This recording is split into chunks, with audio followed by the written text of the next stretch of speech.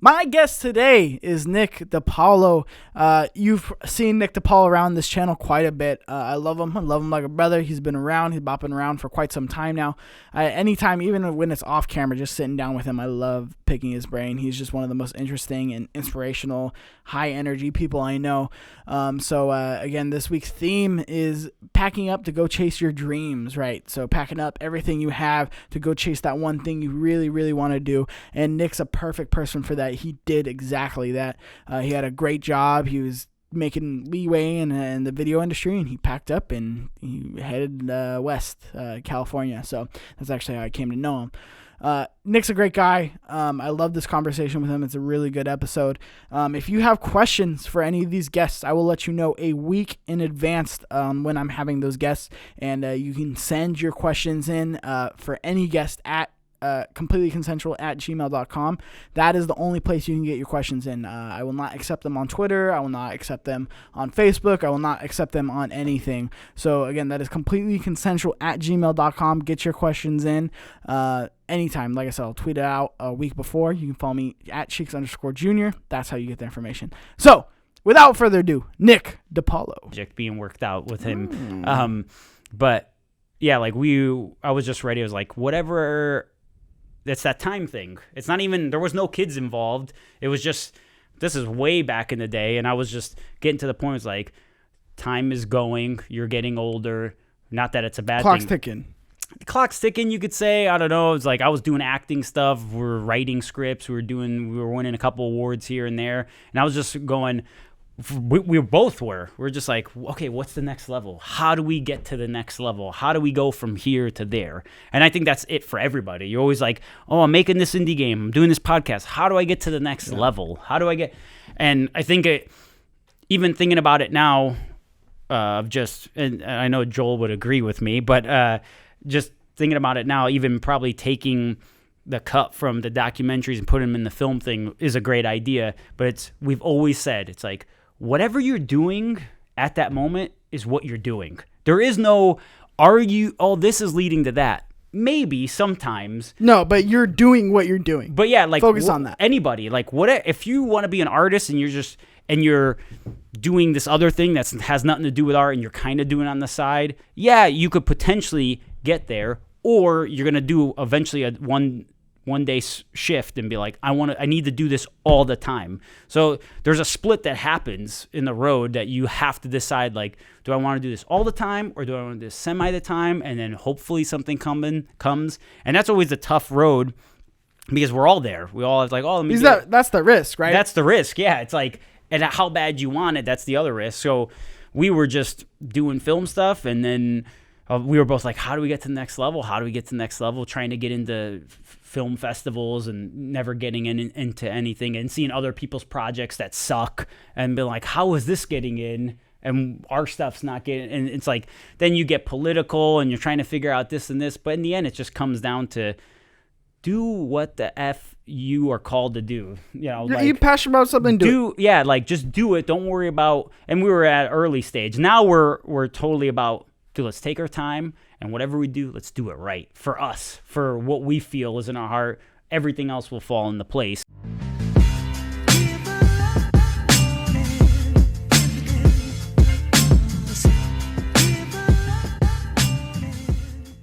But that's what I want to do. I want to like flip or like 5 houses, and then dude, imagine if you get like 2 properties and they're both pouring in whatever, $2-3 grand each. Then that property pays, those 2 properties, you get like a total of $6 grand, pays your mortgage for the current property. Then you have whatever, $2-3 grand left over. Like, that's just free money that you could either buy another place and then rent it out. And then you get to the point where you're making like, yeah, I mean, that's the goal, especially when it's like in here, when it's like you could rent it out for $3,500. Yeah, 100%. Ridiculous cost. There's like an apartment. Do you think you'd ever get to this? At this point, we're just rolling into this. But so are we already going? I mean, I guess we're just rolling. That's what I assume. Nick Depalo, ladies and gentlemen. But I mean, at this point, we're talking about houses. I know, it's good. This is a conversation podcast. Did you ever think you'd get to the point to where it's like moving across the country, to where it's like now this is kind of more of a conversation? Like buying a house and like being able to like kind of do that flip. Like, I guess the point I just get to it is it's very scary to like pack up everything and kind of go move. Yeah. Like move across the country, right? And one of the most expensive place in the world. Where it's like, even me, I'm like, I don't think I'm ever gonna own a house here. To where it's like, but believe it, man. But you're here, you're doing it. It's just crazy. It's like, even something like this, it's like I never thought I'd move up here and like be able to do this. So it's like, at your age already, you're already doing more than I did at my age. I moved out. I was at my parents' house till friggin', I don't know, 20-something, 27, 28. And that's not a bad thing. I'm just saying, like, I grew up in an Italian home, but I knew it was a moment where I was just like, all right, California's where I got to be, and that's where I'm going to go. And I knew even before I moved out here, like every day, that's what I got to say, set it as a goal. Like, you're already here where you are now. The amount of money you put into this place, just talking like business-wise, the money you might put together in this place with combined others or whatever, you could probably put into a place that you own, and then that's how you grow your cash flow, because then you're putting money into a house you own that one day when you sell, everything you put in is actually stacked, and it's like it doesn't go away. It's where renting, that's why when I came out here and rented, it was like it was fine, but then I knew it was like a stage where it's like I need the rent to eventually buy. And then first time buyers, dude, they get like, you guys get so much more perks as long as it's like, oh, you're working and you got this and this, like you just got to qualify for a couple things. Oh, here's a mortgage for this much. Like, go find your place. Yeah, it's I don't know. It's weird. I guess to answer your question, did I ever imagine coming out of here? Yes. Did I ever imagine having a house? Yes, but I didn't have an effing clue how that was gonna happen, like at all. Like, I just came out here and was like, I don't know how this works, and maybe one day I will have it. And then one day I sat down with wife's cousin. They're like, just freaking do it. Like, and it was like, yeah, why don't we just try? I'm so scared of this and all these factors. Like, you'll never know what you're able to do unless you try. So that's what we did, and then the thing happened. And now we're at the next stage where it's like, all right, well, we're selling now, and we could get a better place because we took that first step. And so it's always about taking the steps. Don't worry about being perfect. Just take the step. Yeah, it's insane. Congrats to you, brother. You got twins on the way. We will scoot in a bit. Cheers to that. Cheers to that, baby. Twins on the way. And yeah. Nick Depalo. So we're gonna get to know you a little bit for the listeners who haven't been around. You were on one of the early episodes of Foundation Consensuals. Now it's a completely different show now, right here on Play Everything. We can do some icebreaker questions, and then we get into some of the meat about you, because it's been a while since I talked to you last. So we got some developing updates there. I'll try to be as honest as possible. It's good. So icebreaker question number 1. You have the ability to teleport, but every time you teleport, you gain 5 pounds that you can never lose. How many times do you use that teleportation? I would probably make sure I lose weight before I teleport. Lose more weight than this, man? Well, if you're gaining 5 pounds permanently, I would be like, all right, I could probably shed 15 pounds personally. So it's like, that's 3 trips. Yeah. So it's like, all right, let's shed 15 pounds. And then if I had 5, I'm okay with that. So it's like, I'd probably use it once. Nick Depalo can only afford to use. I'm over here like, oh yeah, traffic sucks. I'll just teleport myself to work. Next thing I'll be is like freaking 8,000 pounds, and I'll just like not be able. And then you're gonna be teleporting everywhere until you explode. So yeah, probably once. It's almost like that like a cocaine addiction. You know, you're like, oh no, just a little one bump, and then you just keep going. One bump, and then you're like, oh, I'm running late for work. All right, well, teleport. Yeah, I think it depends what I would use it for. I don't know what I would use it for. Maybe if I had to like go across the other side of the globe and I didn't want to. But even at that point, I would be like, well, I'll sit on a plane for 15 hours. Like, I want to enjoy that experience. Do you though? You see the one time at least with the feet, the socks out. Some babies like, the socks off. You see the guy, Tumbo? You see this guy before? Where he scrolls on the LCD touchscreen of the plane with the toes. I've seen dirty that. bastards. That's these animals. You want to be locked? You the whole time. You want to be locked in a plane with these animals? At least one time to experience something positive. That was Mikey on the way home. Oh man, dude! I one time I sat on a plane with this guy who was just picking like digging in his feet. The whole time, I just what are these people like? What's in their minds? Like, what's wrong with these? That they're animals? comfortable. That's it. It's like I don't give a crap about anybody. I'm just gonna freaking dig at my toenails. And you get all the little skin particles. Okay, man. Well, oh god. So on this guy's Let's teleport away from this podcast. Hup, let's go. No, it's that's fun. All right, and then I'm gonna ask you this one. I asked this on the first episode, the Darren Brazil episode. If you had 3 stats available for your life, what 3 stats do you choose? Stats. See. Baseball stats, real deep. Give me an example. I don't know. How many espressos you've had in a lifetime? How many? Yeah, that's actually That's a great stat for me because I down like 3 to 4. Italian stallion, man. That's what I'm talking about. I down 3 to 4 a day. So, yeah, that would be a great stat. And then maybe how many times do I think about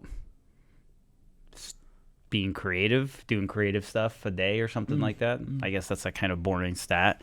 And then I don't know. Shite. What's another one? How much time you've wasted in traffic? Oh, maybe how much time I've wasted on my phone. Ooh. Oh yeah, I don't want that stat. that would be a stat that would wake me up. Oh, yeah. Because even last night I was up. I was like, yo, let me check 5 seconds, and I'd like an hour and a half. Yeah, me and I was too. like, what the hell did I just? My eyes are like cross-eyed because I'm just staring at my phone in the dark for like an hour. You go, what I do? I was just talking to Tombo about it. I think I'm gonna switch to a flip phone. Dude, that would be pretty. Tombo said he was gonna pay for it. So it's like what's up? So no, the thing behind it was it's gonna be like a contract. So he gives up his phone. He gives me his iPhone. I buy him my choice of a flip phone. I pay 6 months of his bill for that flip phone. It's not and bad, 6 dude. months though. 6 months though. So that's not bad. No, it's I don't know. Then social media side, it becomes a business. You go, okay, when I get home, I gotta sit down on my desktop and it makes you actually more focused. That's let me do exactly what I brought up as well, because it's like you can still do the computer. You come in, you knock out an hour like of emails, an hour of this, right? That's and then bad, dude. I might try you're this. set. I'm honestly thinking about it. The one downside of it is the banking aspect of it. Because it really does help me budget, like with the budgeting apps. I have Every Dollar. Shout out to Every Dollar. It's really helpful in terms of the banking side, and then also what we do. But I guess, like I said, you can schedule out things, like to go live for tweets and stuff. But it's like, like everything I'm doing right now with my house is like on my phone. Like, boom, hey, sign this real quick. Boom, can you send me this? Computer, man. Yeah, like 2 hours later, I get to a computer. It's like, oh crap, I got like 55 things I got to send out. That's the thing too, and especially if you're going to closing, you got to be quick. Oh man, that's the one downside. So I guess your wife on that side has to be on it. Mobile's no joke, dude. Mobile's no joke. But I mean, just think of it, man. Just think of the fucking simplicity. The freedom. Go back to the time. Go back to the time where it was just that. I've thought about like fasting my phone. Like people fast meals. I'm like, dude, I'm gonna like fast from. I've done it for like 2 days or something, and it felt good. Like, wow, I didn't pick up my phone. My face doesn't feel hot and exhausted from just like staring at my phone. My battery's not burning through my hand. Felt good, so I might do this again. I'm digging this idea. We should. Let's do it like Thanksgiving time. I'm like, I'm down. It's like down it's like holiday time, and then it's like, you know what? Everyone's gonna be posting, family, this is what I'm eating. I'm gonna be like blackout. That's the thing. Social media, I'm more of a lurker than I am a poster, because it's like social media. I'm like status stalker. Like I don't need to like. I just like to see what's going on. Hey, go down a rabbit hole like we were just talking about with the houses. It happens. I've been thinking of buying an RV with money I don't have. Breaking Bad right now happening. But no, 100%. You see these? They're so nice. Hey, no roller coaster type. Yeah, no roller coaster tycoon. It's okay though, because it's like, I don't know. I like the idea of not having the vibrate, and you would still have that with like texts and calls and stuff like that, but it's like you're just limited, And it's like, do you want to type on one of those 3-button keys? I was just talking about that with somebody today. It's like, you remember back in the day? I did, and it's like, yeah, they'd be like, boop, boop, boop, boop, boop, boop, boop, boop. Oh, one letter. Boop, boop, boop. It's terrible. It was like horrible. I love it though. Bad. I'm legitimately thinking of unplugging. I'm unplugging it. We're unplugging. Cheers into that. We're gonna unplug to that. I don't know when, but we're unplugging. I'll hit you up. I'll hit you up with details on Hit me how up. to do that. I think it's just better. I think it's good for the mind. Just It is. be unplugged. unplugged. And then, like I said, it would definitely help with this because it's like you're almost depriving yourself. So it's like that time you're like kind of more excited to be on and like, oh, I'll be a little bit more productive with this or that because it's like I don't get screen time. Yeah, I agree. It's like not having that screen time, I know 100% would make you focus on, but there's also the benefits. It's tough. There are benefits. Anybody who tells you it's like with kids, right? There's a lot of downsides, but at the same time, there's a lot of benefits. There are benefits. There are benefits. I don't know. That's a good question to think about and to fast on. No, I'm down, man. I'm telling you, like, I'm ready to. I'm ready for focus. 2020 vision. Let's go. 2020 vision. Ooh, I like that. That's a good name too. I'm ready, man. Nick Depalo, how are you, beautiful bastard? You got a lot going on. You're selling your house. We're talking about houses. We're talking about twins. God damn. Hey. We haven't talked since the Kind of Funny Game showcase, like in terms of like sitting down, like on a podcast twice. Yeah. You were a closer for the Kind of Funny Games daily podcast showcase. Before we get into all the updates, for people who don't know, let's give a quick plot synopsis of Adam's Ascending, which is probably what people know you from. For this. No, it's all good. It's all good. Let the people know just real quick about why they know you. Right? It's Adam's Ascending, right? It's gonna be this game, that little indie game. You want like a little plot of Adam's Ascending, or just let them know what it is, right? Okay, so Adam's Ascending, indie game I've been working on for 4 years, solo. It's like a third-person exploration game about the soul, and it's all about exploring, solving, surviving, and that's the core of the game. It's just about diving deep into that aspect, and it's a sci-fi adventure about finding who you are, searching for your father, and searching for the questions to your own personal life. And I wanted to relate to people as they play to kind of ponder these questions that are in the game about their own journey in life. So, and that's what's fired me up to start this for 4 years ago. It's just 3.5, 4 years now, just to get that message across. But that's pretty much, if you want a better synopsis, go to Steam, type in Adam's Ascending, type it in, add it to your wish list. Link in the bio. Link in the bio. Link in the bio. But yeah, there's a trailer there and everything. But that's just like the short idea behind it. Some of the best marketing on an indie I've probably seen, just in terms of like the cool, like, again, if you had bigger blast, if you had a bigger blast, I think, like I said, an actual, if you were doing this full time, like we've always talked about, just like us, right? If you do this full time, I really do believe like it would just.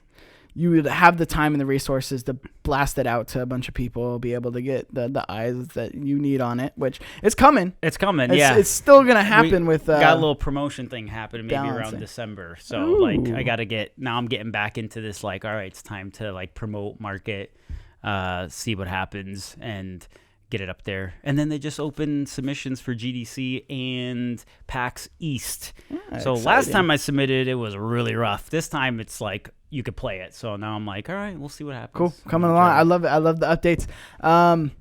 That is very exciting. I'm very proud of you, brother. Thank you. Everything that you've been doing. Thank you. You're still trying every day. There's always progress on this game. There's never not real progress on the game. Sure, there might be a week where you're busy, but like every time I see this game that you're posting it's always somewhere, right? So, Kind of Funny Game Showcase. Yeah. Tell me about it, man. Changed my life forever. You got twice. So you got the eyes, right? You got eyes on the game. You actually closed the second Kind of Funny. Yeah, that was like. What's going through your mind, man? That's exciting, and I know the Kind of Funny guys. I know that feeling just from like experience, like that. It's weird how if you really set your mind to something, life just throws you like that divine power, whatever it may be, whatever color it may be, whatever, right? Yeah. The opportunities that it just kind of hands you sometimes. The fate, I call it the destiny, the destiny card, right? Yeah. You get handed it sometimes, and it's. You don't see it in the moment, maybe, but absolutely, and it keeps getting handed to you, like on different opportunities, right? So whether it be the two Kind of Funny Games showcase, I'm sure you've been talking with people about the game as well, right?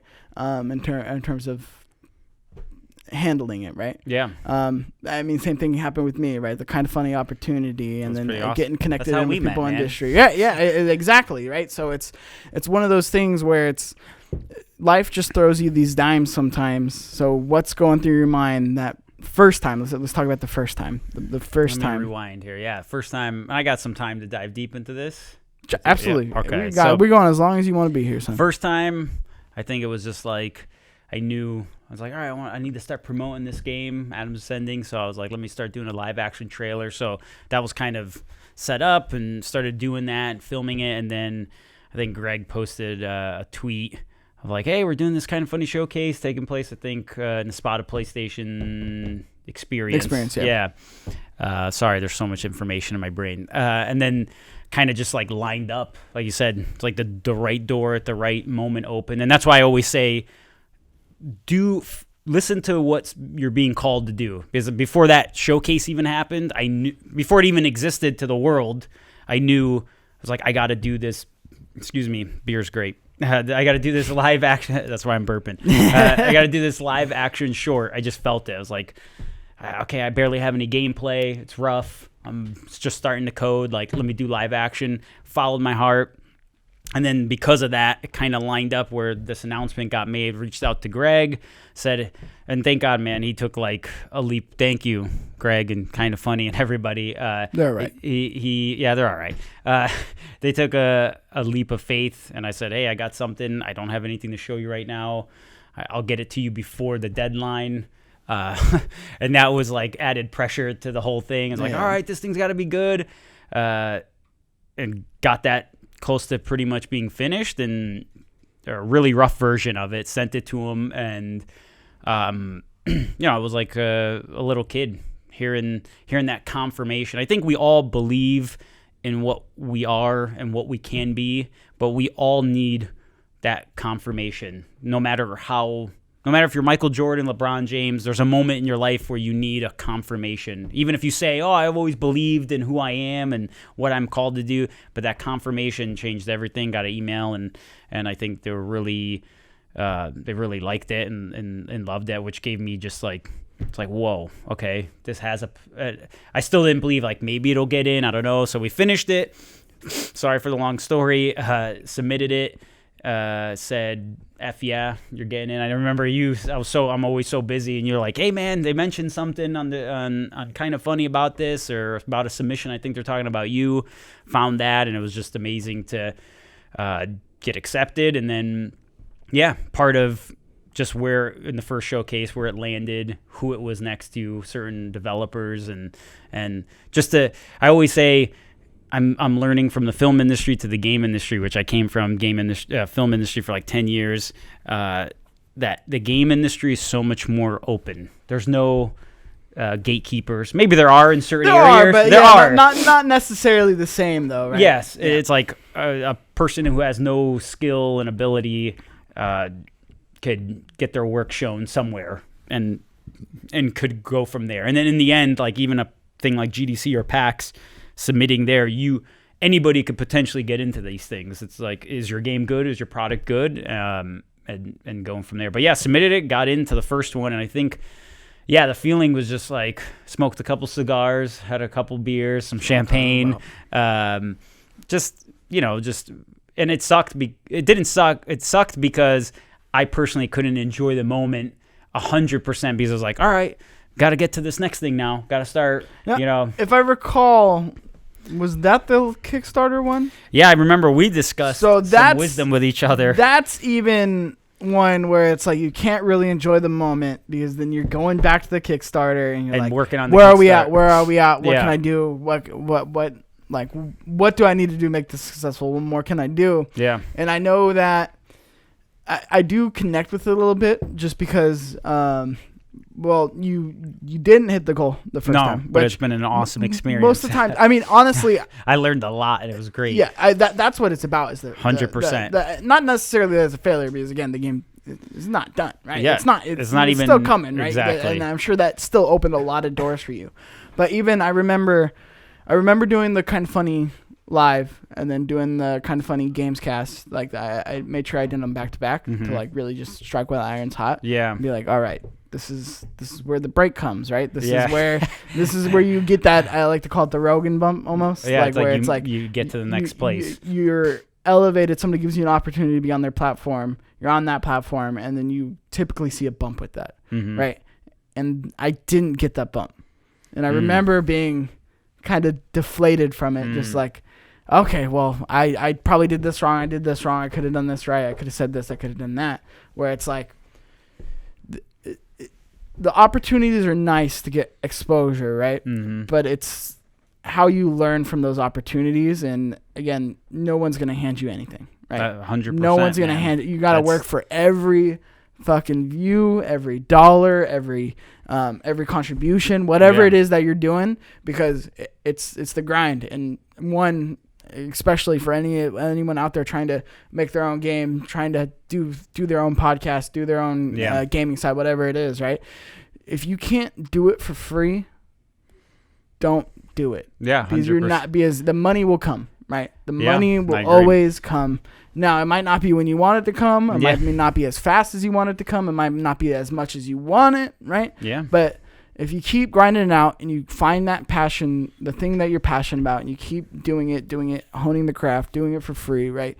All the other stuff gets ironed out, right? Yeah, I think you nailed something. The idea of you're gonna do it anyways because it's part of why you were born. It's like we all have something in us that you're called to do, and for me, whether it was building levels using a PC back in the day, building levels in like Jedi Outcast or whatever their editing software was to build like crappy Bobo ghetto levels but like there was already a seed there. I didn't know what it was, but there was. And for you, and if you have the passion, you're just going to keep doing it anyways, no matter if it happens, if it explodes instantly, if it explodes 5-10 years from now, whatever.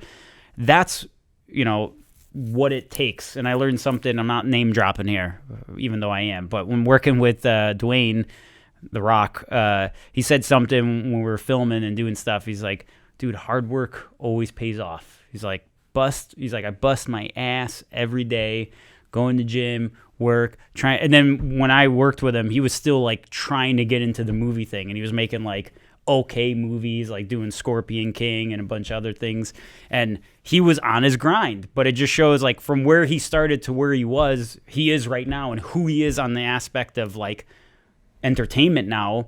He's at the next level in the sense of maybe even paycheck or just status, and that was because it was like grind. It's like us doing the first podcast here, same setup, how you started there, what you had, the equipment you had, to the second stage, to the third now.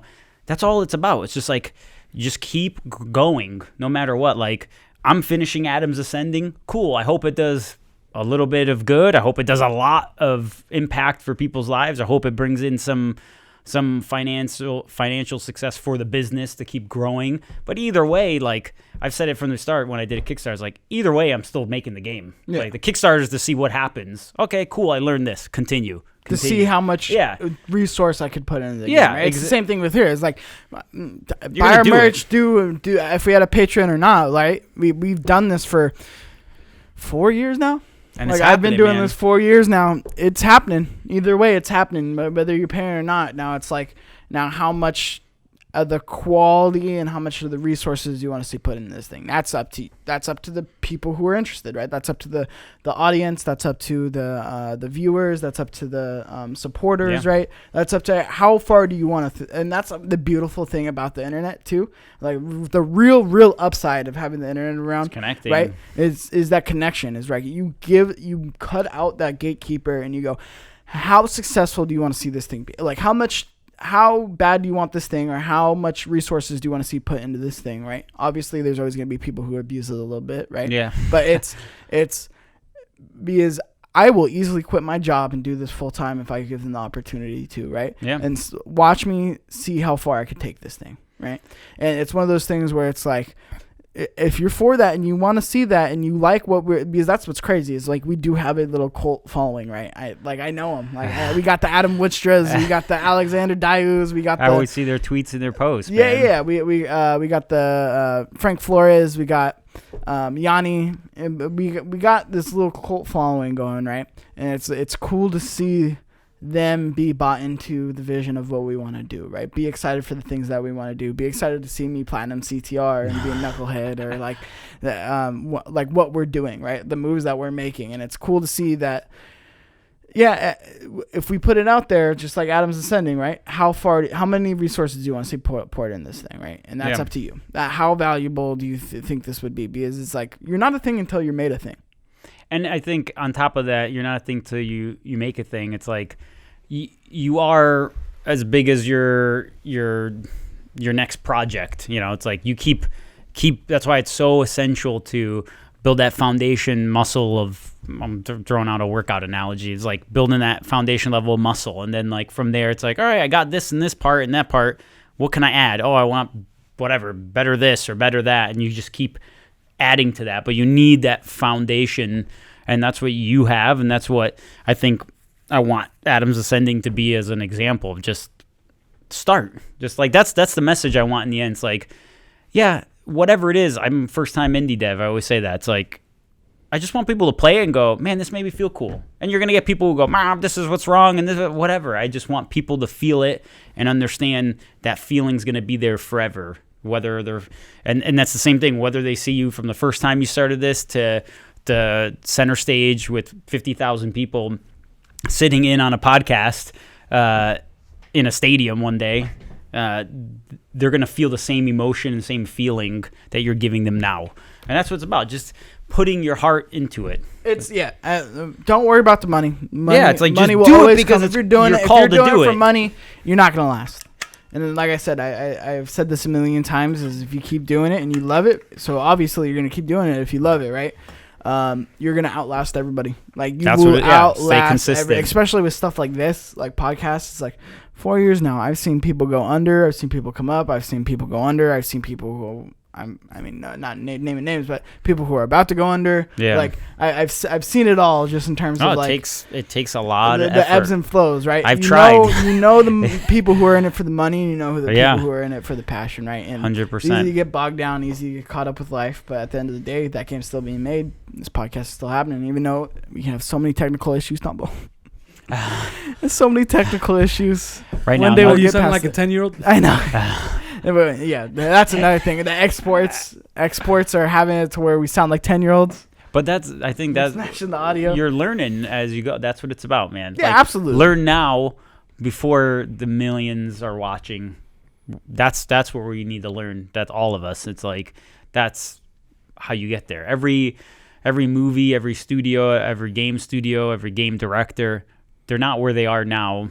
Every famous podcast or comedian or director, they started here. Anything in the arts, everything. It just started here. I mean, they're all the couple that get handed a little bit of an audience, right? Yeah, absolutely. But at the end of the day, they don't last. They don't care, right? They could have that. They could write on the name of X, Y, and Z, right? But if they are not passionate about it and they do not care about it, they will not last. Yeah, people right? They'll be around for a year with 1 million views, right? But then they're gonna burn out, especially when you see things like this YouTube burnout happening right now, right? It's like I get burned out. Yeah, like I've gotten burned out. I've been burned out. I'm probably a little burned out right now, to be honest. But at the end of the day, it's like, I'll still be bleeding along. Like I'll still be covering the wound. For you in the end, and I think that's where that YouTube bleed out happens, where there's a shift that happens. Like, oh, I got to do this for my audience. I have to give them what they want, which is very important. For the money, though. Exactly. And that's the thing. Yeah, it's like I got to keep this up to be able to get this revenue consistently coming in instead of being just you. Cow Chop, Sugar Pine 7. Like, there's so many where it's like just these YouTubers going down. It's just because it's like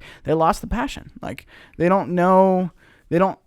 They wouldn't do it for free. Reason. Yeah. Right? Because at the end of the day, it's like, let's say this goes and I burn out, right? I'm still going to be doing a podcast. Like, I'm still like doing something, right? I'm not, like, I don't think I can ever, like I said, going back to the crack analogy, this is our cocaine analogy. This is literally a drug for me. Like, I don't think I can ever see me not doing this. Like, I haven't missed a podcast yet. Well, coming up, I will. But I haven't missed a podcast yet. But it's there. It's always consistent. It's something where it's like, this is my hobby. And it's crazy to say that to people. Same thing with like, oh, I'm making an indie game, right? I'm sure like people don't fully can't wrap their mind around it. Like that's what you do with your free time, right? Yeah. It's like you work or you do this. I literally opened it today and just played a minute and a half. That's all the time I had, and I was just like, hey, it made me feel good. I was like, and then that's it. It's drugs, man. It gives you the joy. So do with what gives you joy.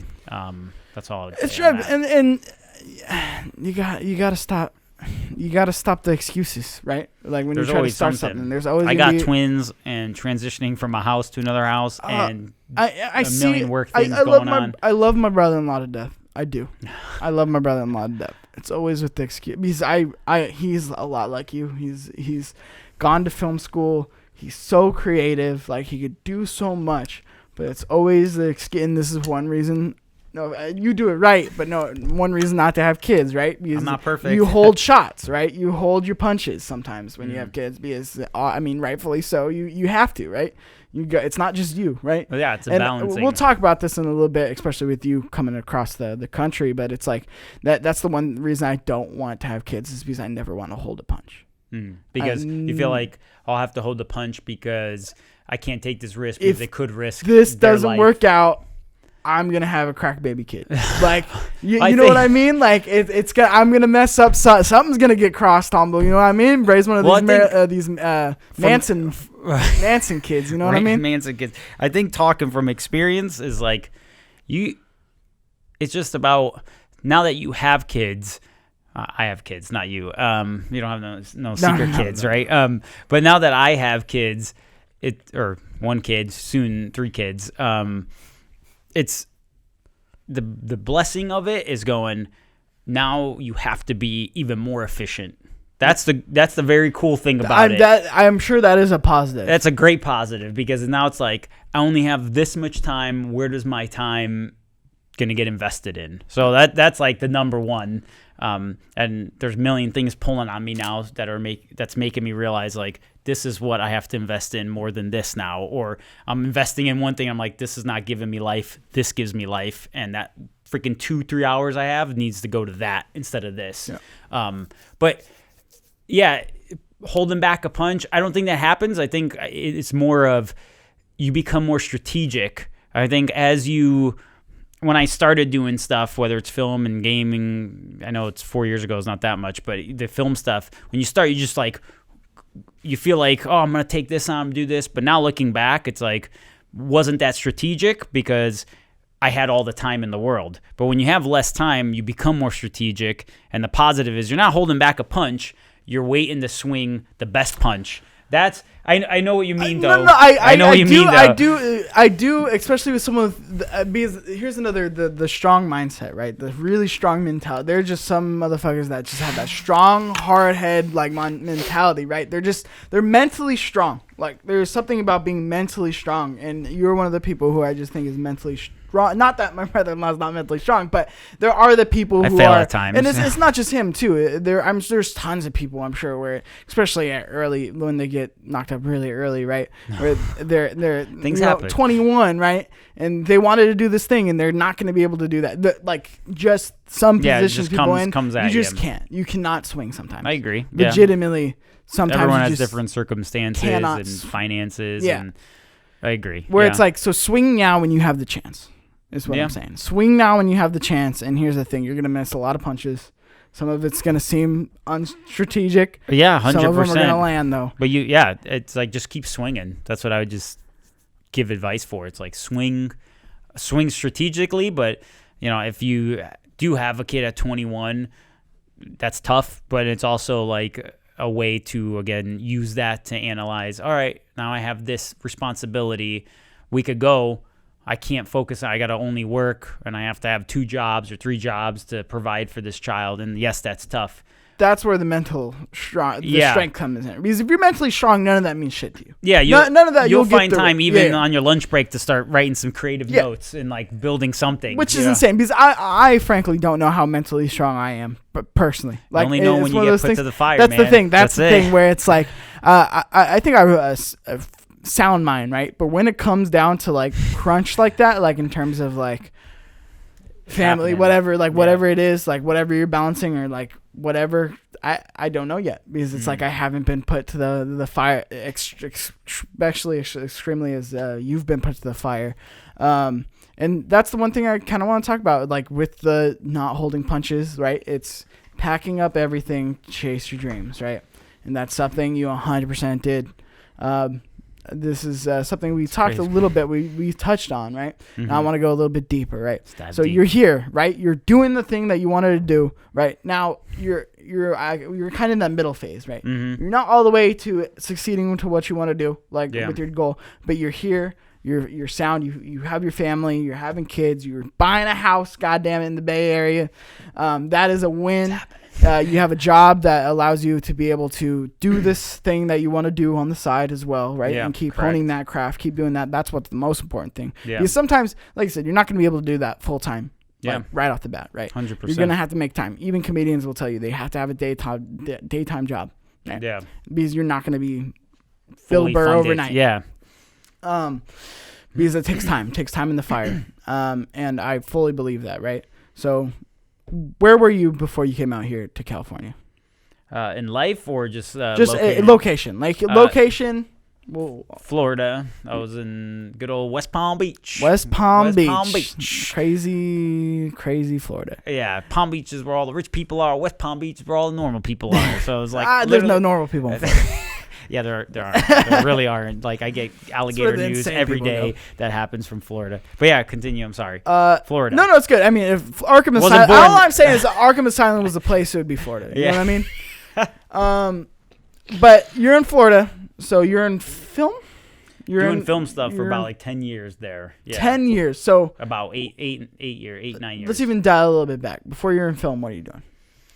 Rewind that.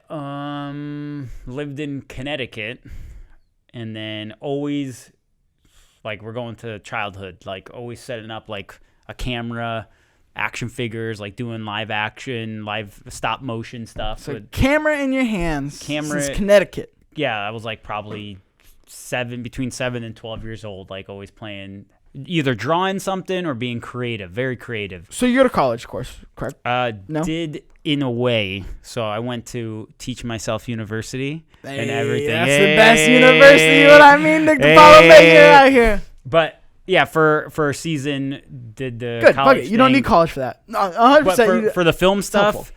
I went to Teach Myself University for the film stuff. But everything else, yeah, there's school involved in things. But yeah, continue. Sorry. Oh, that's good. Derailing your question. So you get a film job right out of there. So growing up doing film stuff, then parents moved to Florida, still young, like 6th grade, went to Florida, then met a substitute teacher who was like coach.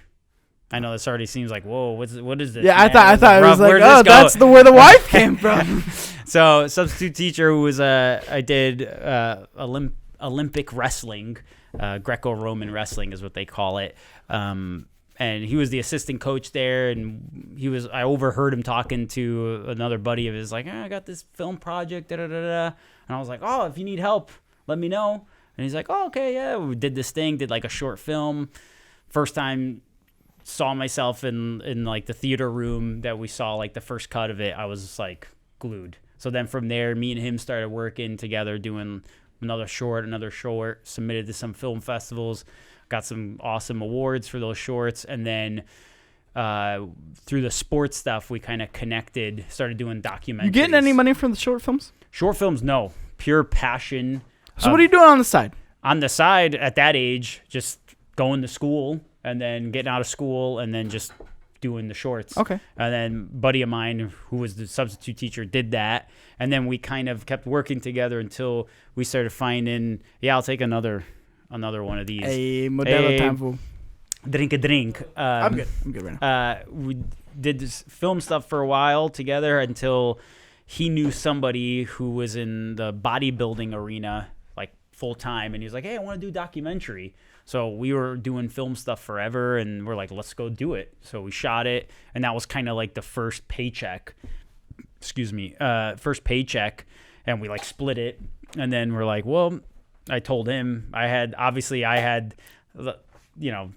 we both had passion, and I just told him, listen, man, leave your position, leave your job. I know this sounds crazy. Like, come stay here at my place. Like, we'll figure out a way to do it. Let's make it happen. And mind you, like, this is like the early. Thank you. Hey, this is like the very early stage. Tombo, so, you're the best. Thank you. Shout out Tombo, producer. Yes, cheers to life. Cheers. 120 years of life.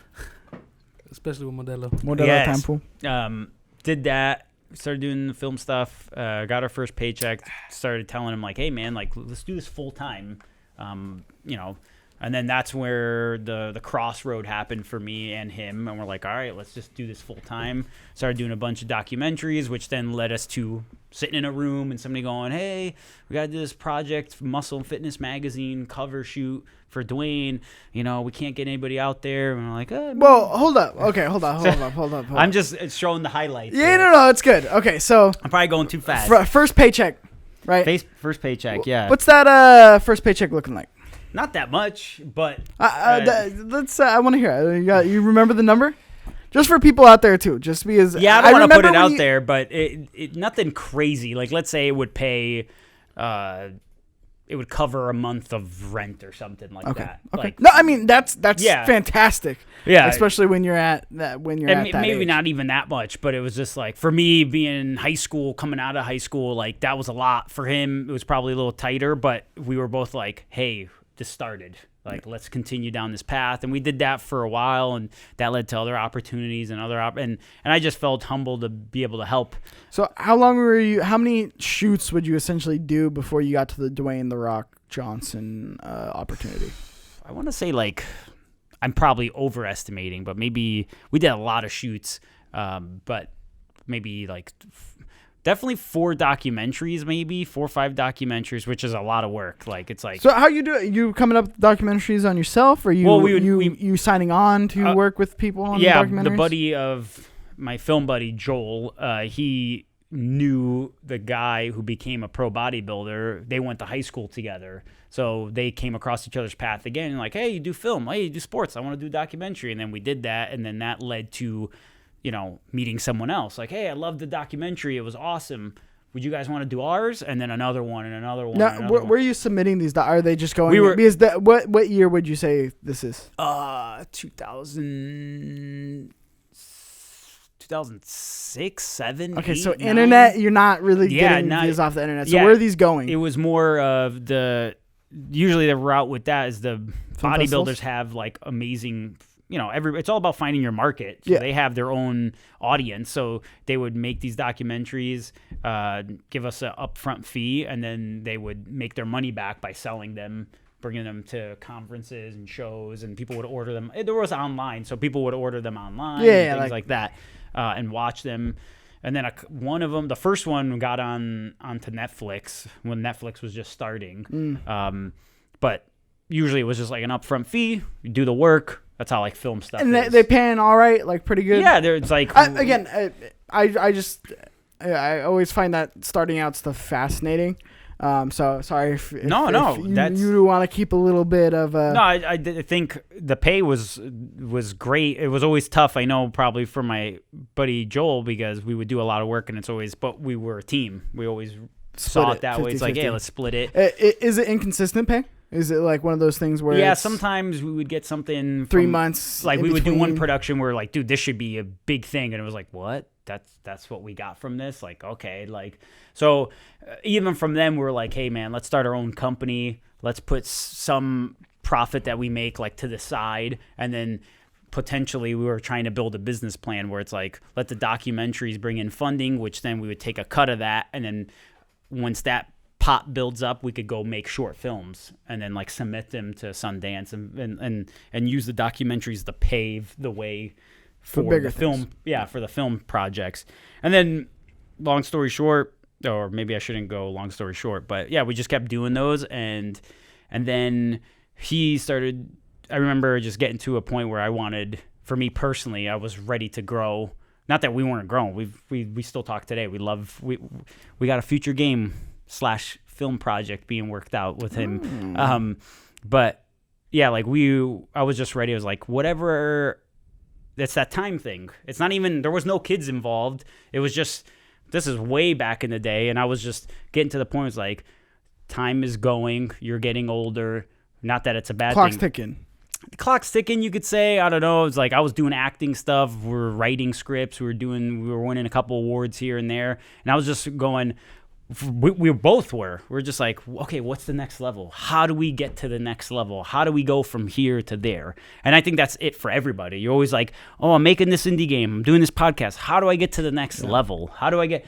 And I think even thinking about it now, and I know Joel would agree with me, but just thinking about it now, even probably taking the cut from the documentaries and putting them in the film thing is a great idea. But we've always said, it's like, whatever you're doing at that moment is what you're doing. There is no, this is leading to that. Maybe sometimes. No, but you're doing what you're doing. But yeah, like focus on that. Anybody, like if you want to be an artist and you're doing this other thing that has nothing to do with art and you're kind of doing it on the side, yeah, you could potentially get there, or you're going to do eventually a one day shift and be like, I need to do this all the time. So there's a split that happens in the road that you have to decide, like, do I want to do this all the time, or do I want to do this semi the time, and then hopefully something comes. And that's always a tough road because we're all there. We all have like, oh, that's the risk, right? That's the risk. Yeah. It's like, and how bad you want it, that's the other risk. So we were just doing film stuff, and then we were both like, how do we get to the next level? How do we get to the next level? Trying to get into film festivals and never getting into anything, and seeing other people's projects that suck and being like, how is this getting in? And our stuff's not getting, and it's like, then you get political and you're trying to figure out this and this. But in the end, it just comes down to do what the F you are called to do. You know, like, you passionate about something, do it. Yeah, like just do it. Don't worry about, and we were at early stage. Now we're totally about, dude, let's take our time, and whatever we do, let's do it right for us, for what we feel is in our heart. Everything else will fall into place. So yeah, we decided like, hey, what's the next step? And I think I came across, he was starting to do a couple documentaries on the side, which is awesome. And I wanted to keep going down the acting path. So I ended up somehow at a film festival it's always about relationships, coming across this awesome photographer who mentioned to me, hey, they're doing like a film shoot. You could probably do an extra. Like, here's their number. Like, call them up. You could start doing extra work. And then I was like, all right, that's the next level. Like, that's pro level. Even if you're an extra, like, you're getting to see how the world is and how things are run. So then from there, got into like, so you guys start splitting up, right? Yeah, not in a bad way. Oh yeah, but like, just like you doing things. Yeah, it's like that. we're both wanting to get to the next level, and we know like in the right season, the right time, we're gonna come back together and kick ass. But this is like what we have to do right now. We're both growing in our strengths. You know, it's like. So you still doing film stuff as you're pursuing the acting? Yeah. So it's pretty crazy. Like, wrote a script that took 3 years to write. Feature film script in the meantime. Taught myself a lot about writing. Have you gone back and read any of your scripts? I have not, and I'm starting to that bug's starting to like burn up again, and wanting to pursue that and mixing that with gaming. So it's like something's coming. Have you ever written anything where it's like you cringe at it? Like, no, you go back I think in the scripts? every time Nick Depalo, flawless man. Flawless. Flawless victory. You never have that when you like find an old box and you go through that and you're like, ooh. More of the film stuff. Actually, dude, one day I'm going to send you like the short films we've done. Like, these are rough. This is like right when HD was taking off, like HD cameras. Like, this is not even like 4K era. So yeah, I'll send you the stuff. Maybe if I see it, I'll be like, eh. But even the script stuff, I know scripts are always solid. It's just about how the performances come across, the production value you have. So it's always like, same thing with games. Like, if a gameplay mechanic's good, it's just about how you make that shine to make impact. I love the confidence on this guy. You know what I mean? It's no confidence. It's just it's just experience of like knowing, trying to figure out who I'm trying to be. You know, over the years. But I don't know, what was the question? I'm going off. I mean, we're just going in it. So you were talking about how you started pursuing more acting, and you were doing stuff on the side. Yeah, doing some extra work, and then I think the first show I was on was like a star show called Magic City, which had Jeffrey Dean Morgan in it. So got to just be on set this close to him every day, who's now like one of the villains in The Walking Dead. You know, it's like, Yeah. and I was at the stage with him when he was still trying to. I think he just did Watchmen, so he was kind of like still had a pop, and he was trying to find his place. But that's what I wanted. Now looking back, it made me realize, like, you know, at first when you approach these people, you have this like awe thing, and then you get used to the environment, and then I think that was like the biggest, you know, thing. I've meet people now that are like people know.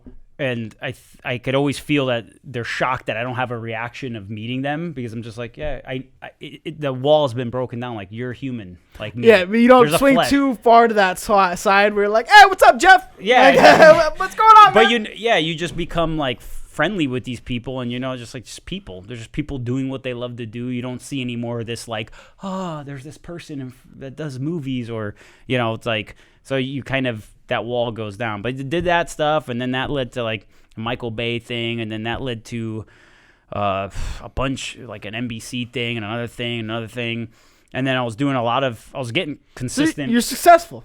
In the You're sense getting- of you're like, getting work. I started getting like recurring roles, which means like you go from like an extra to like, hey, you need to play this character now. Every time we're in this bar, we're doing the scene, like you're this character. In extra work, I assume There's like I said, background. Just going, yeah. But like, so Pays because I know pretty there's- good, to be I know there's honest. free extra, or not free. It's like there's like the flat day rate or whatever for like extra. Yeah, I think there's that, and then if you're like getting Like to reoccurring or whatever. yeah, then you get like a higher pay. But honestly, for what you do, and if you're like really passionate about it, it's a great way to just like see how things work. It's a great way to see how a lot of standing around.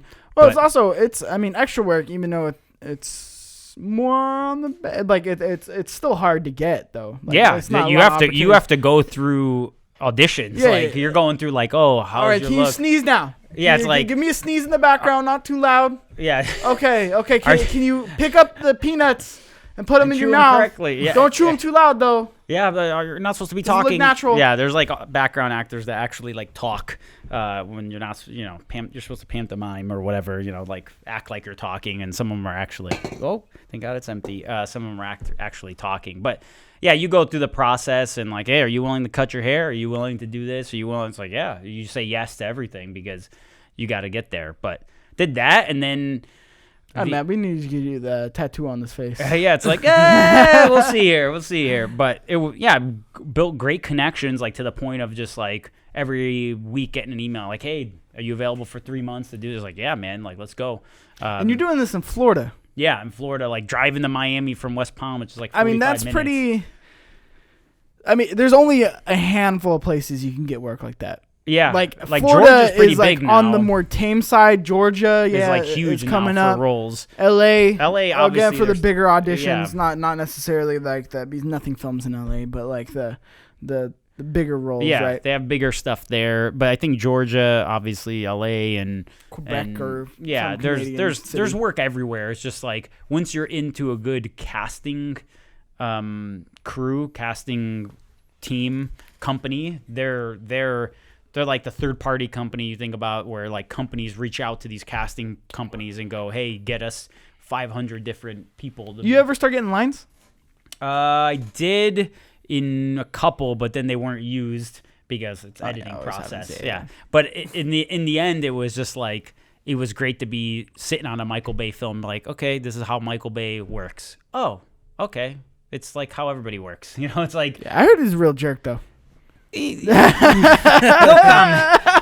no, but what I experienced with it, I heard, he's not a jerk. It's just fire, dude. He's passionate. He wants to get this projects done. Like, where some people go, oh, it's like you hear the stories about Steve Jobs all the time. It's like, oh, I'm a complete a-hole, but it's like some people see it as a-hole, some people see it as like fire and passion to change the world, and that's the way I saw it when I would look at Michael Bay. I was like, this guy knows what he wants and he's getting it. You know, it's like, and he's gonna get his shot, and he knows exactly what he wants. And that sometimes might come across as like, oh, he's mean. It's like, no, he's just like, I'm on a budget. I got to get this done today. And get like, there was stuff that we shot that didn't even use in the film, or they used like 5 seconds of it. Oh, So yeah, that's yeah. why it's like, you can't waste money. So I understand. God bless you, Michael Bay. God bless Michael You're Bay. doing it up, man. You're doing it. Yeah. But yeah, did that, and then there was the next calling, man. That's where the Cali. I remember I was like, you know what? So wait, so are you thinking of an agent at all at any point? Like I maybe think like start now, taking the acting thing to the next level. I think now I would know what to do. Back then, it felt like maybe because I'm also in Florida and Miami area, it's like, what do I do? Who do I talk to? You're all by yourself. There's agents everywhere in LA. Yeah, you don't even know. Not good, but they're everywhere. Yeah, and agents in Miami, I think more for like modeling and things like that. Other things. So yeah, and other things. So it's like didn't get to that stage, but then I just felt that like shift again, where it's just like, all right. I told my buddy Joel, I was like, I don't even think I'm touching anything or I'm going to do anything unless it's like pro level. And I wrote a script took 3 years to write a script, have it sit in my closet still, waiting for one day to do it into a game or a movie or something. And it's just sitting there. And I told him, I was like, I'm not going to do anything unless it's like going to be done right. And then from there, he's originally from Seattle, moved back to Seattle. He ended up getting some great gigs on sets, so that's what he's doing now, like audio work and film work on sets. He's making great connections, knowing great people, and then I just felt that burning, that calling. I was like, I don't know why this has to stop now, and I have to go to California. Like, moved out here. Man, that beer's good. I keep burping. Okay. Yeah, I don't want to jump the gun. No, it's good. Guide it's my good. path. That's what I'm here. That's what I'm here for. Feels good. I feel here like to I'm pump the talking, brakes and letting really it out get now. Okay, so you go, this acting thing pays really well. It seems like I'm being real successful. Pays okay. Let's throw it all away.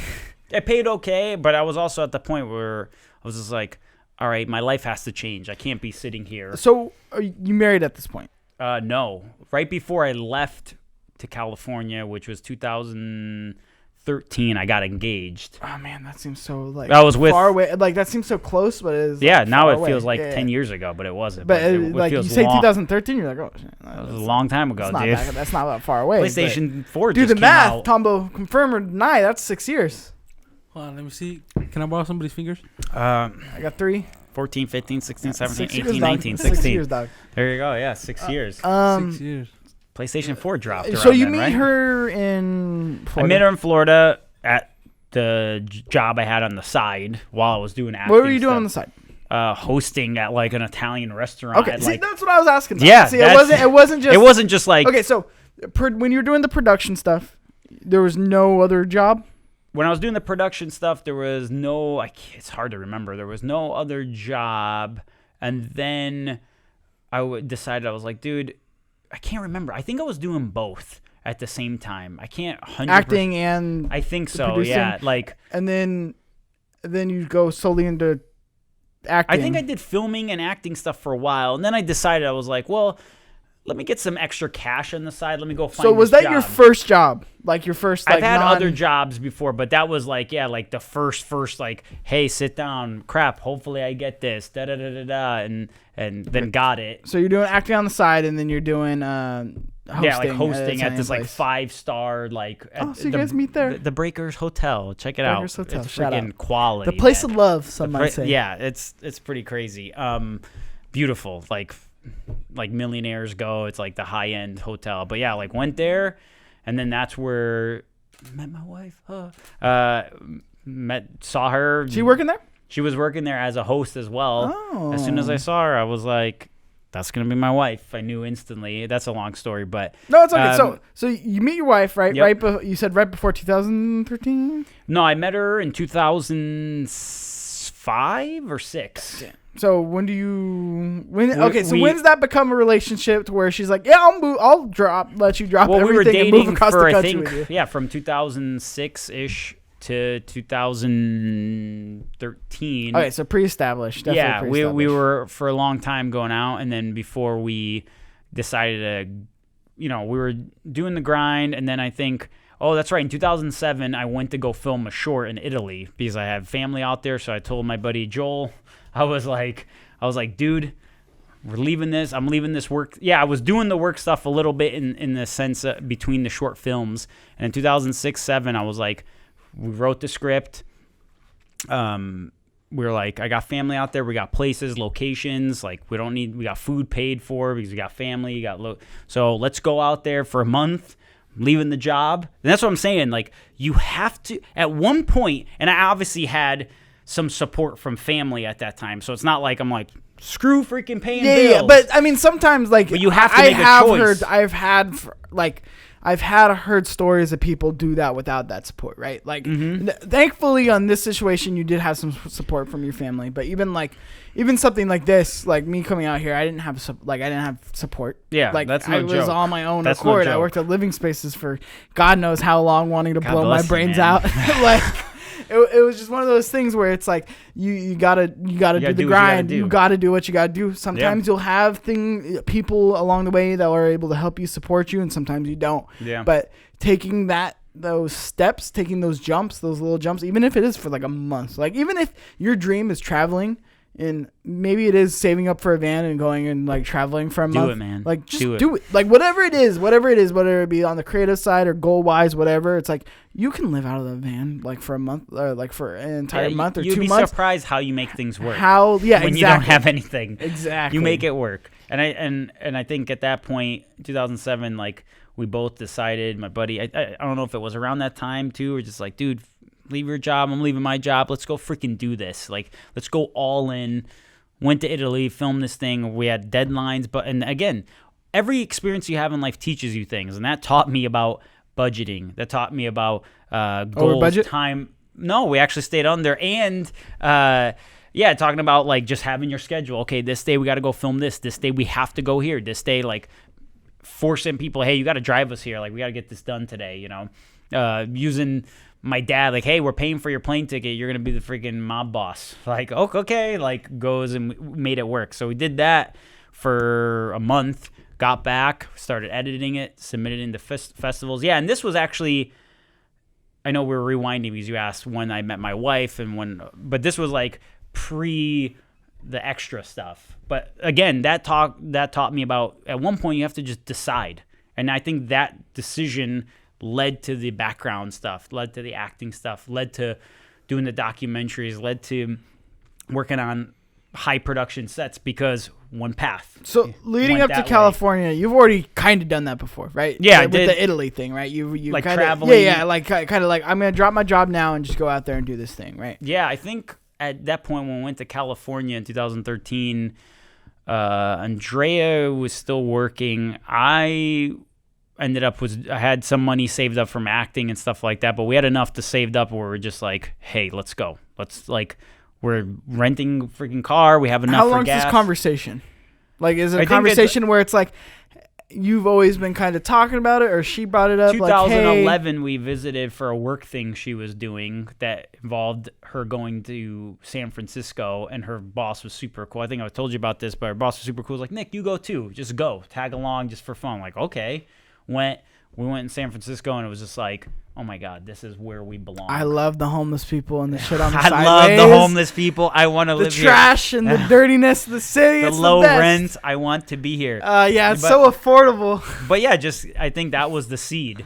And 2011, and then so that's what, 12, 13. So two and a half years went by. I do want to ask you this before we get into the actual journey, right? Mm-hmm. Is what made you fall in love with the Bay Area? Because everybody has a different answer for this, and I'm always interested in the actual, because from somebody who wasn't here, who came here as I was somebody who was from out here who came here, there's always a different answer everybody has. Like, what really grabbed you about the area? Because it is something really special for people who don't or have never been to the Bay Area. It really is. Like, I don't know, there's something in the air. There's something in the air that is different than like other places. And the world.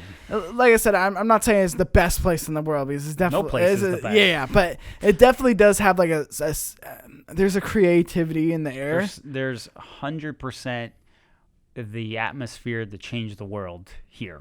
And it's funny because I did acting background and all that stuff, and everyone was like, "Oh, you're gonna go to LA?" And I was like, no, I'm gonna go to the Bay Area. That's the same thing with me. They're like, production. And I was like, yeah, San Francisco. And they're like, oh, well, you were kind of in the right area, yeah. Right? It's like, no, not that kind of production. But honestly, the thing. Wait, so you're asking me what brought me here? Yeah. What was the thing that made you fall in love with the Bay Area? Because everybody has the different answer for this. Like the thing, just like whether it be like the creativity just from people are more creative here. People are smarter here. Like, in all honesty, people are a lot sharper here. I mean, not all of them, but there are a lot of there's visionaries. Yeah, there's people who could see really sharp people. Like, especially with even stand-ups will tell you it when they come and perform at like something like the Punchline. Like, this is the smartest audience that they perform in front of. Like, that's crazy. Whether it be that or whether it be and like just sharp, right? Or like I said, the creativity. Like San Francisco is just such a wacky city. It is. It is bursting with creativity. Yeah. Even the and Bay money. Area, even somewhere like where we are, more the East Bay, South Bay, the whole Bay. I like think everywhere. whatever it is, it's like just such a unique still in the vibe, culture. In the air. Just among the people, like the Yay area, some might call it. It's a unique culture among people. Like, everybody has a story to tell. Like, I don't know. That's why I think it's just such a good podcasting area too. It's just because there's so many interesting, unique, creative people with different backgrounds, experiences. Even if they aren't necessarily doing something like this, like, everybody's got a story to tell. Like, everybody has. I don't know. To me, these are the most full people I've been around. Whereas in LA, they're so empty. There's not a lot to bite down onto. Yeah. In LA, it's so shallow. It's very. And it's crazy. LA empty. has its vibes too. LA has like when I went vibes. there recently, I was like, "Oh, there's a different type of creative vibe here." And it's not just because of what you've grown up with and you see things. It's just like you get there and you feel it. It's just like, oh, I love it. I mean, I was just there in August. I love the Comedy Store, right? Like there's so much culture on even just Sunset Boulevard in general, right? It's just the place is booming, but the people are empty. Like, they're just empty. We love you, people. LA. Like, it's like, and again, not everybody, but generally the people you talk to, it's like you can't get a very good conversation out of, or they're just so shallow, or they don't have a lot to bite down onto. Whereas like in the Bay Area, it's like people have such unique experiences or backgrounds, or like they have interesting perspectives on things, or like there's different people of each kind up here, where it's like no matter, it's just an amazing palette of people. I think it's just different palettes. Like, LA's probably, I would say, amazing creativity with music and art. Over here, it's like tech and the future and what things could be. And I think that's just, and they're really, when you live in the Bay Area, there is a separation. It's like, oh, SoCal, NorCal, it's like totally different vibes, totally different people and feelings, and it's like the same state. It's the same state. So, but yeah, I guess to answer your question about what made me really get attracted to the Bay, I think rewinding. I think when I came here in 2011, something still in the back of my mind was like, I kept saying, like, this is the Mecca of gaming. I kept feeling that. I'm like, this is EA's down the road. Like, all these IGN's down the road. Everything. Like, this is where it all is coming out of from the core here. That's what I felt, and I think that was in the back of my head. And I don't think maybe I did. I don't know. I didn't move out here with the intention like, I'm gonna come out here and do gaming stuff. But I knew there was a shift happening. Like I've told you, like I literally had a dream of seeing like the bolts of the Golden Gate like be this close to my face. And when I woke up, I knew. I was like, all right, it's time to go to the Bay. Like that was the trigger to me, where it's like even when I'm sleeping, I'm seeing San Francisco. Like I need to be that close to it now. And that's when I decided, I was like, we're going. Like, all right. So you didn't come out here with the intention of gaming? No, came out in 2011, just loved it, went back to Florida depressed, like literally sitting in the plane like, I don't want to go back to South Florida. This sucks. Like Miami, what is how you There's leave nothing. Florida? That's everybody. Exactly. It's like everybody's. Everyone wants to go to Florida, and we were going back like nobody wants to go to Florida. Well, Fort Lauderdale, Miami is pretty amazing for a weekend. It's like Vegas. You spend a week in Vegas, a weekend. Well, I grew up there, and there is a great vibe there, but it just felt like it was a shift happening, and I can't recall like if it was like I want to come here for gaming. I can't. I know like Andrea, fiance at the time, her work was like she was leaving her work and I was leaving mine. We had enough money to just drive, and we found. But like, neither of you had jobs. Neither had jobs. We had a family member out here like a little bit right before we left that we realized was close to the Bay, because we didn't know where this city was compared to this city. That's what's funny. Like It's you when have no come idea. up here, you have no idea. You have no like, idea. The Hayward, the San. You don't know. The You just Walnut know Creek. San Francisco. Yeah. You don't even know like, oh, that's where San Jose is. Oh, Hayward, that's... San Francisco. Okay. Yeah, you have no clue. So, but when we came out here, she had family members who were like, well, let's see if we could stay there for a little bit, and we crashed there. Thank goodness. And then from there, we found like a place to rent, and her job actually called her and was like, hey, you could work from remotely from where you are for a little bit for her. Where are you renting? What city? San We're Jose? in Livermore. Livermore. Okay. Which is like an hour, just for people, an hour west or east of like San Francisco-ish. It's like out in like the mountains.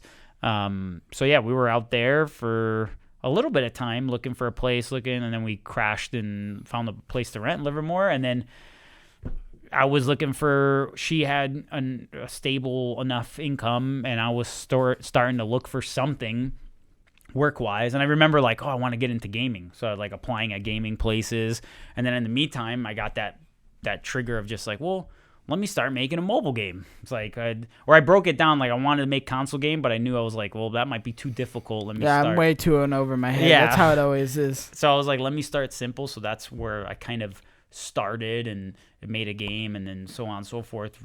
Saw what happened there, and I was like, okay, maybe not mobile. You ever get an interview for any of the places? I don't think for gaming places, I probably didn't have enough experience, right? Because I came from a film background and like audio. So you were applying like to make. You weren't even trying to get in because my production mindset IGN. Oh, I was applying at IGN. Yes, you I do think have production expertise, right? But I think that's what you were applying for, or were you applying for the editorial roles? For everything, like everything. Yeah, I mean that's how it is. Maybe that's a bad move, but I knew I could do. I know some people are like, oh, you can't just do it all, but I literally could do it all. So it was like, but it's always tough because it's also about relationships and knowing people, and that's like a factor too. But I was applying. I kind of got some back and forth with a couple people at IGN, but nothing really like stuck or bit. And then got some hits here and there with PlayStation. And then that didn't stick because I was kind of too far. I was in Livermore. I was like, oh man, so, and then they wouldn't take you because you're too far.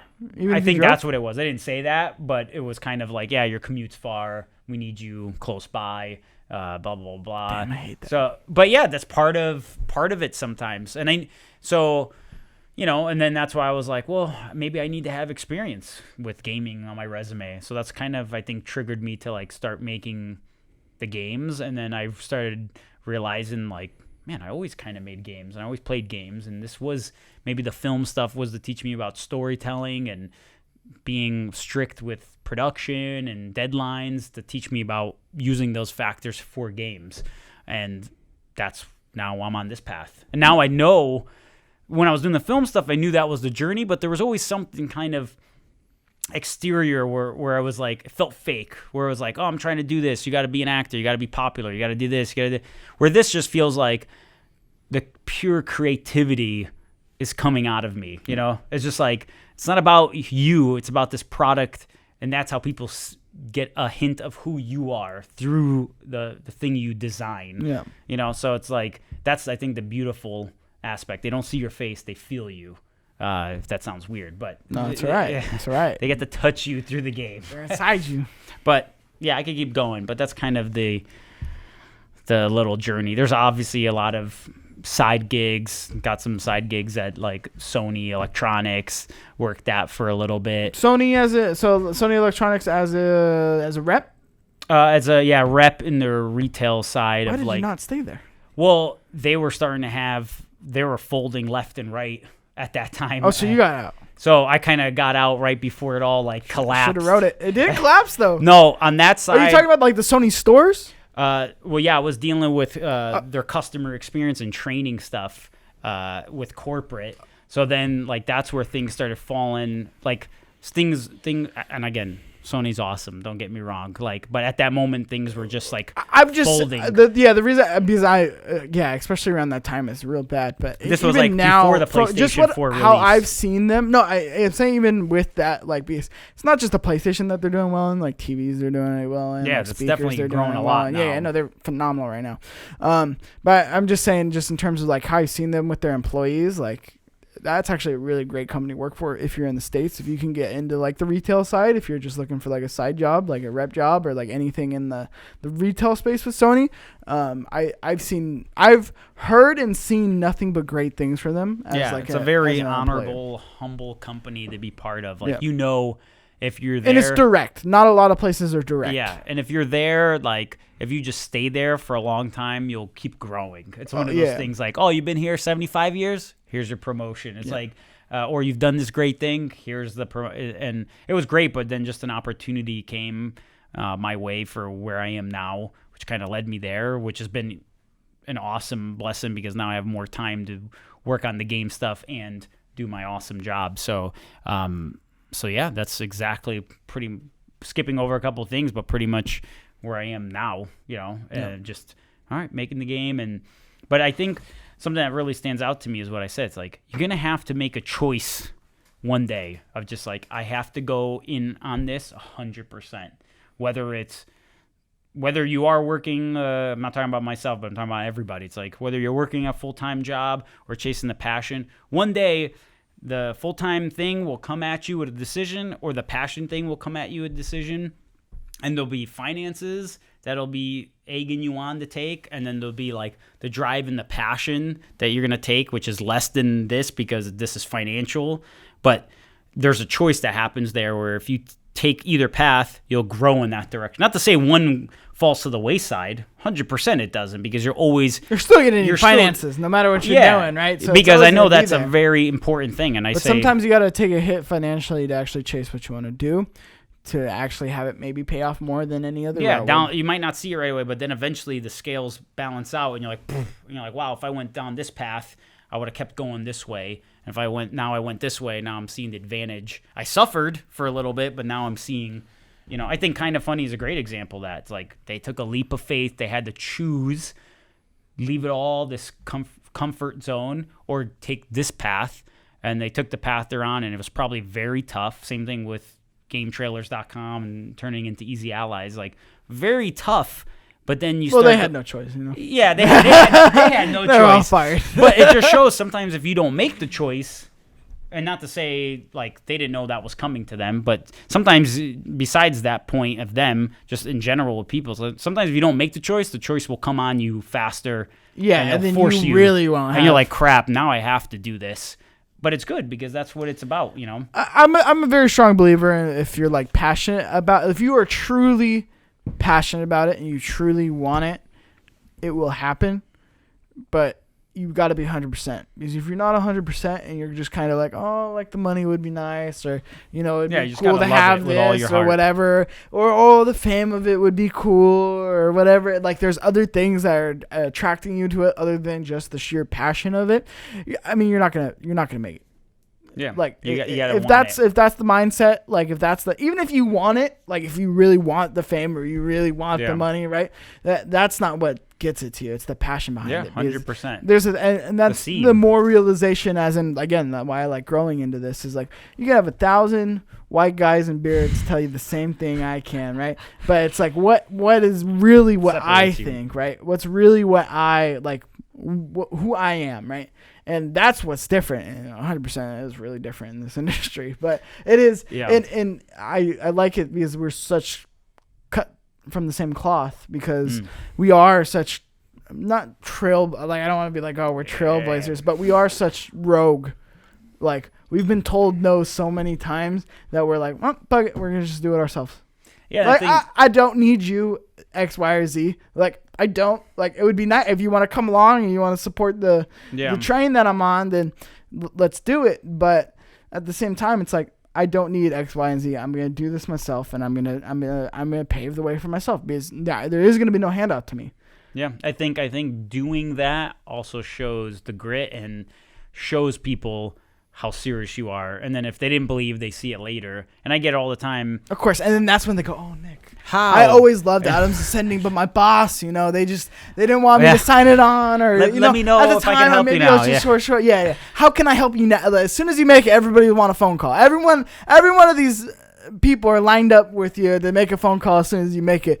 But right when you're going up to making it, right when you're struggling, right when you're trying to figure out how to pay for rent, nobody's there. No one's giving you a call. But that's how journey, can I help man. you? How can I do this? How can I do that? Right? There's no handouts.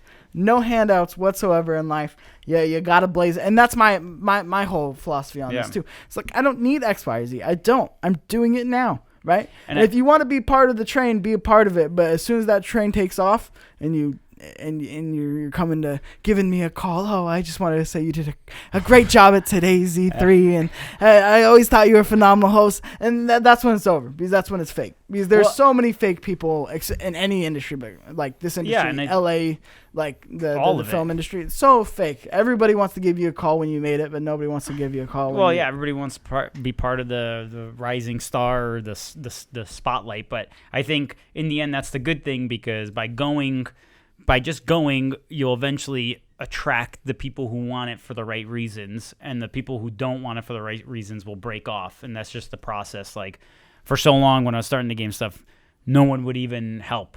Now it's like, thank goodness, I have a lot of individuals have reached out to me, and I wish I've had people come out to like, hey, I would love to be part of the team. Let me know. I'll I want to, like, anything. Let me interview. I was like, hey, I would love to. Right now, I can't afford to pay anybody, but you'll start having the right people come to you by just doing it. Yep. And that's the best part of it. Just do it, keep doing it, and the right things will blossom around you. It's and those are the relationships and the people that matter. Like the U's, the Anthony Flairdas, the even kind of funny to an extent. Like everybody who's given me a chance or who has given me just the time of day, like that. Those are the people where it's like, I will take a call from Nick Depalo anytime. Like, Nick Depalo needs me, I will be there, because he's a motherfucker that I need you to do voice acting for Adam. You need to have tight people like that in these circles, because like I said,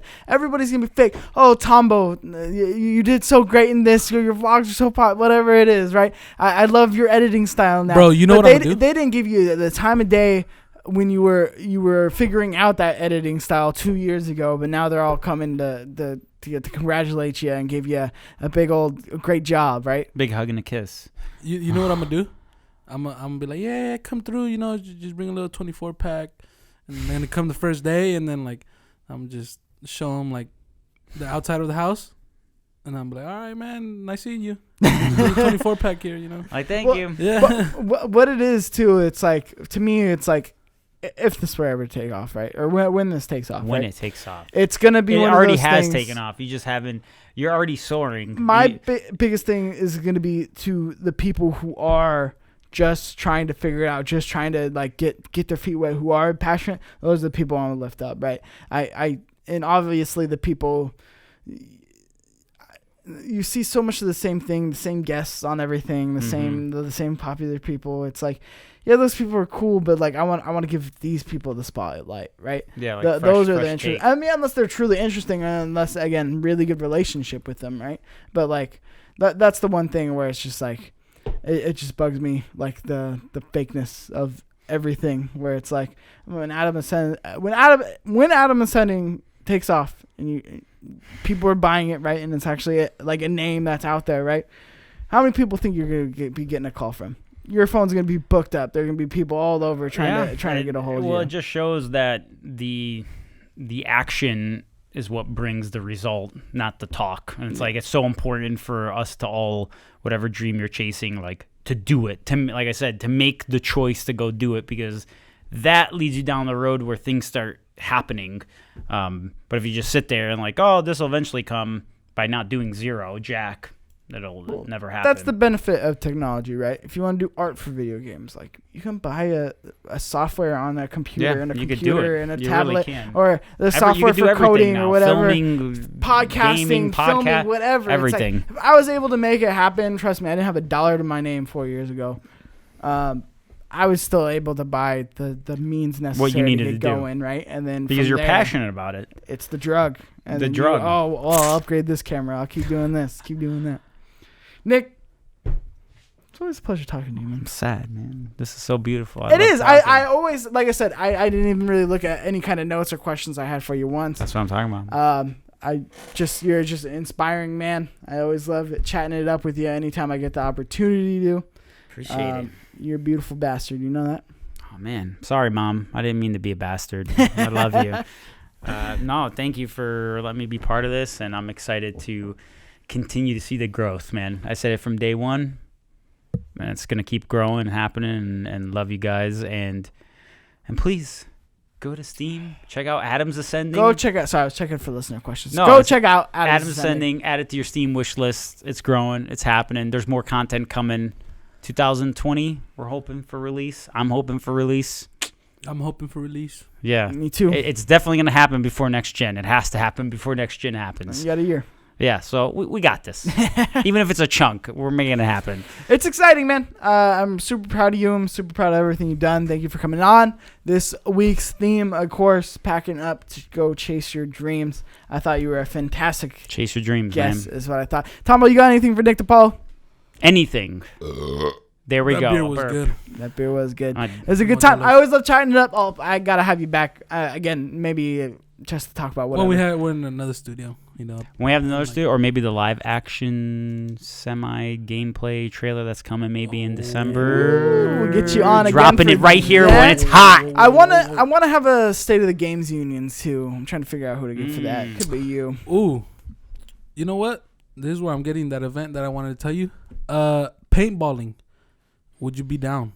I'm down to paintball. Oh yeah, we got some. So I think I'm probably I've gonna be never the paintballed I'm before. gonna be the main one, like coordinating and all that, just because I know he has a lot of stuff going on and all that. But I want to get like a big event going, like, you know, kind of funny. You know, have him invite whoever he wants to invite. Big paintball. They're trying to make tournament. content. Yeah, they're trying just to make like a content. big, like, you know, day where everybody come out. You know, if you vlog it. If you don't, That'd you be cool, man. know, just do that, and then a day where everybody could go and hang Just out. go nuts. You know, And talk just and go build nuts. relationships. That's what it's about. let man. off some steam or something. You Yeah. know? Most importantly, content though. Yeah. also content. We can get some kind of content going though. But Sweet.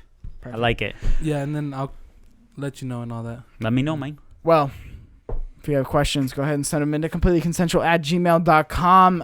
In that subject thread, go ahead and let me know what the question you have for that guest of that week. I'll let you know a week before that they come on. As soon as these start getting rolling out right here on Play Everything. Like, subscribe, share, all that good stuff. You can follow Tombo Vlogs, the producer, at Tombo Vlogs. You can follow Nick Depalo at Depalo. DEPALO. Go check out his game, Adam's Ascending. It's fantastic. You can find it all over on Twitter.